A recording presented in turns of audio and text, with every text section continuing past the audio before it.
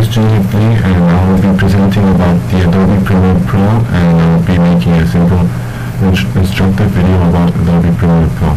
First, to begin with, you'll have to find where Adobe Premiere Pro is, and if you go to All Programs and scroll up or down, and if you find the Adobe Master Collection CS6, you'll be able to find the Adobe Premiere Pro down here. If you click on the Adobe Premiere Pro, you'll have to wait for a while because according to different computers, they have different RAM cards or different kind of memory, so it's going to take longer or shorter for different computers. I believe that Adobe Premiere Pro is quite interesting to use because it has a lot of interesting effects, and it has a lot of different effects that we can control with and use with. But other video editing tools does not have those aspects and does not have those effects. First, to begin with, there is a new project that we can start a new project and start editing the video in blank paper. And there's an open project where we can keep on doing with the project that we were doing before, and there is a help button where we can get help with the Adobe Premiere Pro. Also, there is a recent project where we can choose a project that we were using before and to keep on doing with the project that we were doing before. But I'm going to start with the new project and click on it, and if you press the new project, you'll be able to see two bar buttons, General and Scratch Disk. But Scratch Disk is useless right now because it's not going to be used at all, and General, there is a different format that we can use, and for video there's a time code, feed frame 16mm and feed frames 35mm and frame. For audio, there is a audio sample and milliseconds format, and for capture there is a DV format and HDV format. We can choose a location where we want to save the video in, so we can browse it, and we can choose the place where we can save the video in, and I'll choose desktop and select folder, and I'll name my new project as Design Project Number 1.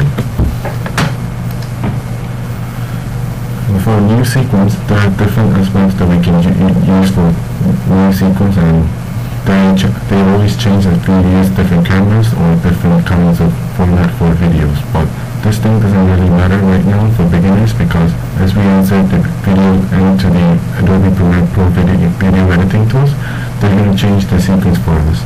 And I'll write my sequence name as Junior Lee 1. If I press OK and wait for a while, the big screen will pop up with different boxes, and many beginners think that these boxes are scary and very professional to use and not good for them.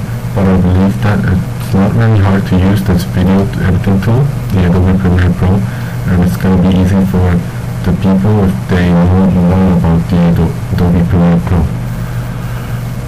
To begin with, the design project number 1 will be the sequence box, and in this box there will be all the videos edited, and we can choose the videos and edit them again or find the mistakes that we have made. On the source, we'll be able to see a video, and it's going to be inside, and it's going to be either edited or not edited, so we can see the video in clear motion and in final format. In the effect control, we can choose effects that we want to use for a video, and this is going to be used a lot in my video and instructive video. And in audio mixer, we can see that there are a lot of different audio mixer that we can use, and these won't be used right now because it's going to be more detailed later. And in the desk, we can put the details on the video and put some specific information in. And in the program, this box, we can see the edited video straight away or not edited video straight away. In the effects box, we can see that there are a lot of effects that we can use for the video, and it's going to be interesting. And this will be the box that I'll use for the whole time. And these are some tools that we can use straight away. And I'll use 3 tools, which will be selection tool, and the eraser tool, and the zoom tool, and this is the box where we put the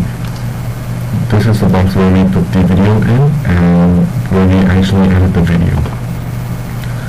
So to begin with, I'll teach you how to put the video in the Adobe Premiere Pro, and many people think that it's going to be really hard, but it's really simple. We just drag the video and go to Adobe Premiere Pro, and we just simply drag it into the video 1. And we can see that the video has been added in, and it's quite easy. And there are some videos that we can see. So to begin with, I'll teach you how to put the effects inside the video.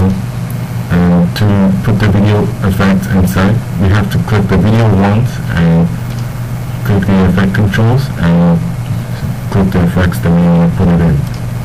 For the video effect, I'll choose a blur and sharpen, and I believe that if we press the arrow button, the effects pop up and we can choose the effect that we want to use. I'll use the Gaussian blur effect, and if I want to use any other effects, I'll have to double click them, and if I double click the effect that I want to use, it goes off to the video effects right here. So if we want to use more effects, we can scroll down and choose more effects that we want to use, and I'll use three-way color corrector and color correction, and if I click the arrow, it's all minimized for me so I can see more clearly. And lastly, I'll use the posterize time effect. So right now I can see that 3 effects has been added to the video, which is posterize time, and I'll minimize it. And the 3-way color corrector tool, and I'll minimize it. And lastly, the Gaussian blur effect. Before I start with, I'll split the video into 2 parts so the audience can actually look at the difference of the original video and the edited video. Now, if you want to delete the video, you simply drag or click the video and press the delete button on your keyboard.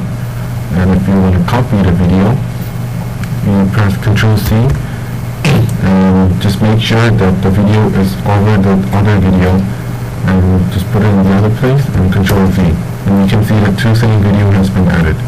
And if we want to stick them together, we click it and drag it to each other.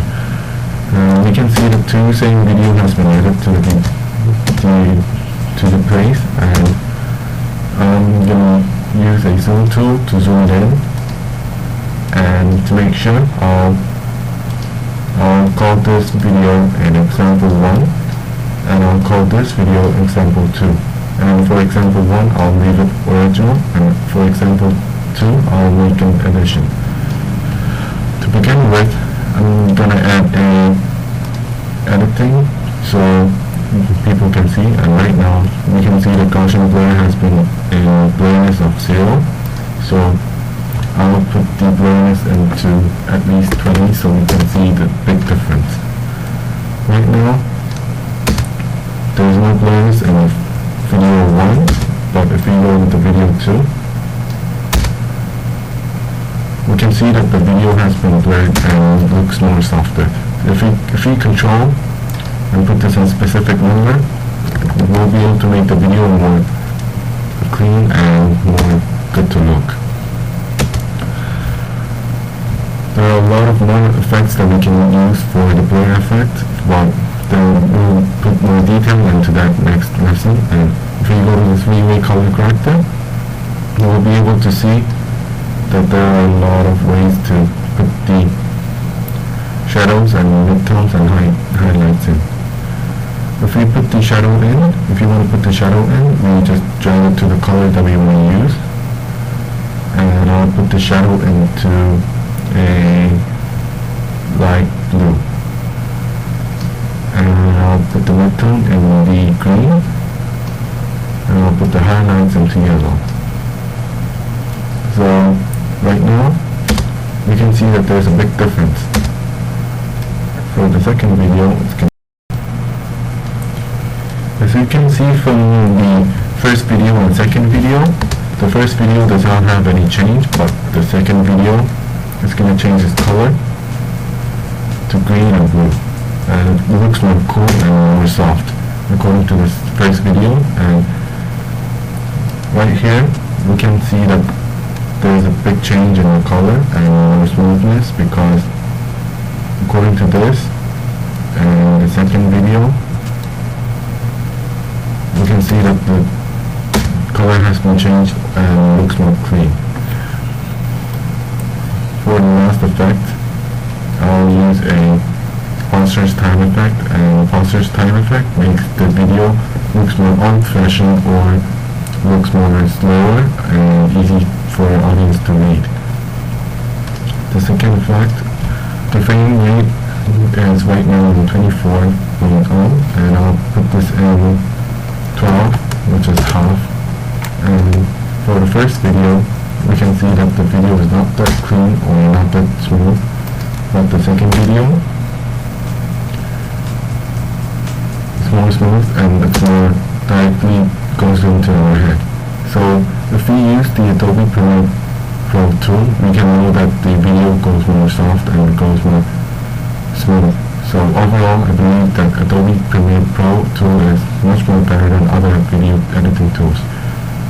If you're watching the video from the beginning until the end, let's see what happens.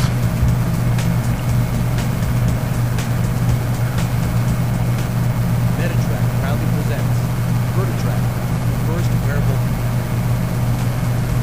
We can see that the second video has more attractive and more better coloring and better singing effect that makes people attractive more and more interested in the video. So I believe that the second video, if we put more effects in, and if we are more concerned about the video effects, it's going to be helpful for beginners to get closer to Adobe Premiere Pro, and it's going to be more effective and easier for people to use more Adobe Premiere Pro. Thank you for watching my video, and I hope you enjoyed.